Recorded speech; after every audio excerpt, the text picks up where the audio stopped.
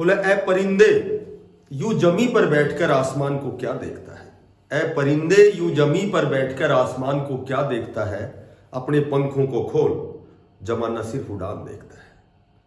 नमस्कार प्यारे बच्चों, बहुत अच्छी अपडेट है, बहुत ही लेटेस्ट और बहुत अच्छी अपडेट है, क्योंकि आजकल सारे बच्चे सोशल मीडिया में बड़े एक्टिव हैं, ठीक है, और साथियों की क्लास से वीडियो देख लेते हो आप। तो आज की जो हमारी वीडियो है वो केवल दिल्ली पुलिस के ऊपर है। बहुत सालों से या कह सकते हैं बहुत दिनों से बच्चे इसका बड़ी बेसब्री से इंतजार कर रहे हैं। दिल्ली पुलिस +2 पास जो बच्चे जिनका मकसद केवल पुलिस में लगना है, और पुलिस में भी बच्चे जो प्राथमिकता देते हैं दिल्ली पुलिस को देते हैं।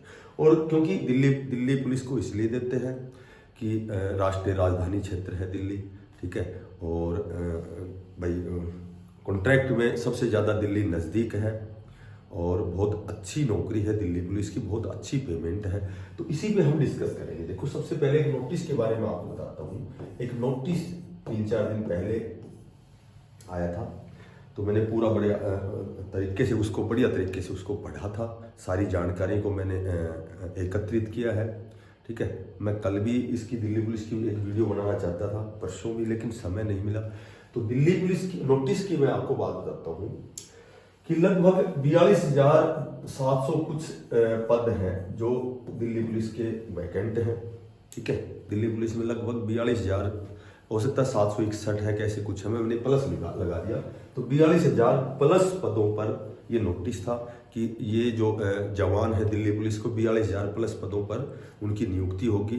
अब एक साथ नहीं होगी ये, ठीक है, ये हर साल, उसमें स्पेशल मेंशन किया हुआ है कि हर साल लगभग 7-8 हज़ार कैंडिडेट्स, जो भी फॉर्मेलिटीज होती हैं, एग्जाम होता है, ठीक है, और उसके बाद में फिजिकल होता है, मेडिकल डॉक्यूमेंट्स वेरीफाई, तो वो सारी प्रक्रियाएं होती हैं।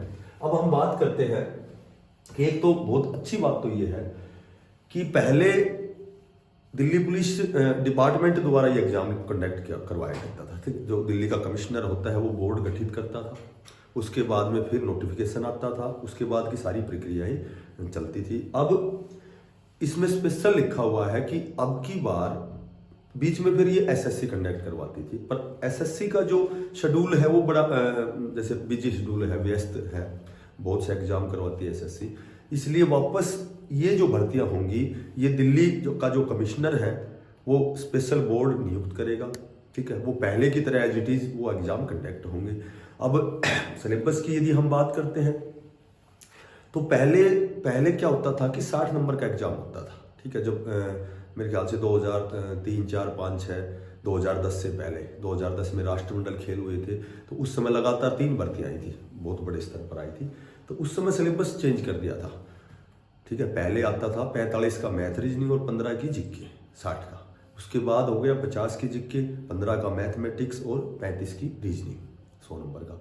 अभी एसएससी जब कंडक्ट करवाती थी तो जब होता था 25 की रीजनिंग, 15 का मैथ, 40 और 10 का कंप्यूटर, 50 और 50 की जीके और जीएस, ठीक है। अब सिलेबस में भाई कोई हो सकता है आरआर में कोई बदलाव हो, ठीक है, जो रिक्रूटमेंट रूल है उसमें कुछ बदलाव हो सकता है, तो लगभग, लेकिन ये कंफर्म है कि भाई मैथ भी अनिवार्य है, रीजनिंग, जीके और कंप्यूटर भी अनिवार्य है, ठीक है।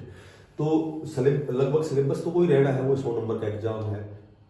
अब बात करें हम कि जो दिल्ली पुलिस है, देखो दिल्ली पुलिस की भर्ती, ये जो नोटिफिकेशन कब आएगा, तो जनवरी में तो आएगा नहीं, क्योंकि जनवरी में तो आचार संहिता, कोड ऑफ कंडक्ट लग जाएंगी, फरवरी में चुनाव है दिल्ली में।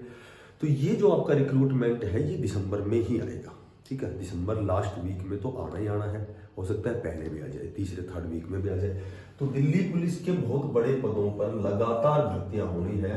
तो जो साथी जिसका एम जो है वो पुलिस में लगना है और वो भी दिल्ली पुलिस में, तो उनके लिए इससे अच्छी नौकरी नहीं हो सकती, ठीक है। ना इसमें हिंदी है, ना इसमें इंग्लिश है, ना बहुत बड़े स्तर पर साइंस, जनरल साइंस है, जीके जीएस है 50 नंबर का, ठीक है, मैथ और रीजनिंग है, और हो सकता है कंप्यूटर भी एज इट इज सिलेबस भी रह जाए। तो दिल्ली पुलिस में जो एज होती है जनरल की 18 से 25 होती है, ठीक है।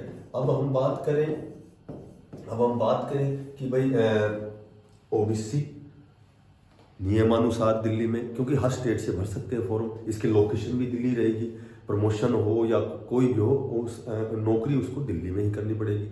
तो अब बात करें ओबीसी की, तो ओबीसी यदि दिल्ली का ओबीसी है तो नियम अनुसार 3 वर्ष की छूट है, ठीक है। और यदि SC ST है तो वो 5 साल की छूट है, ये सभी को पता है। अब ये ओबीसी की बात करें हम, देखो एक मैं आपको बता देता हूँ, SC हो, ST हो, EWS हो, किसी भी स्टेट का हो, दिल्ली में सेम कैटेगरी ही मानी जाती है। SC यदि राजस्थान का है, हरियाणा का है, तो भी दिल्ली में SC ST ही माना जाएगा। बात ओबीसी की आएगी तो ओबीसी जनरल में काउंट होता है, अदर स्टेट। यदि ओबीसी की सर्टिफिकेट है तो 3 साल की छूट मिलेगी, वहां जो कंपटीशन होता है कट ऑफ में भी उसको बहुत ज्यादा बेनिफिट मिलता है। पर ओबीसी की मैं आपको बता देता हूं, जिसके माता पिता दिल्ली में 1993 से रह रहे हैं या वो खुद कैंडिडेट 1993 से यदि दिल्ली में है तो उसकी ओबीसी बन जाती है।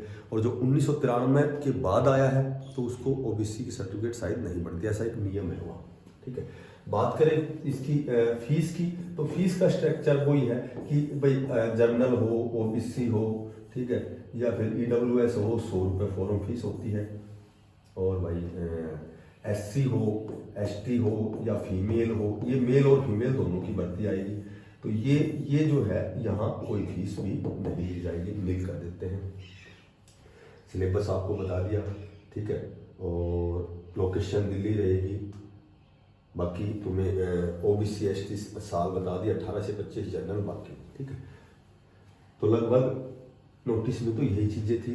और नोटिफिकेशन आपका दिसंबर में आएगा, एग्जाम लगभग अप्रैल मई तक जाएगा, ठीक है। तो अपने बढ़िया प्रयास करें, बढ़िया तैयारी करें। ये नौकरी इसमें लगना बड़ी आप सुगमता से, बड़ी आसानी से इसमें आप सिलेक्शन ले सकते हो। Best of luck. और जो साथी नए हैं चैनल को सब्सक्राइब जरूर करना, ताकि थोड़ा सा अप्रिसिएशन मिले, थोड़ा सा मोटिवेशन मिले आपके लिए फिर कोई नई अपडेट। सभी साथियों को बेस्ट ऑफ लक। धन्यवाद। राम।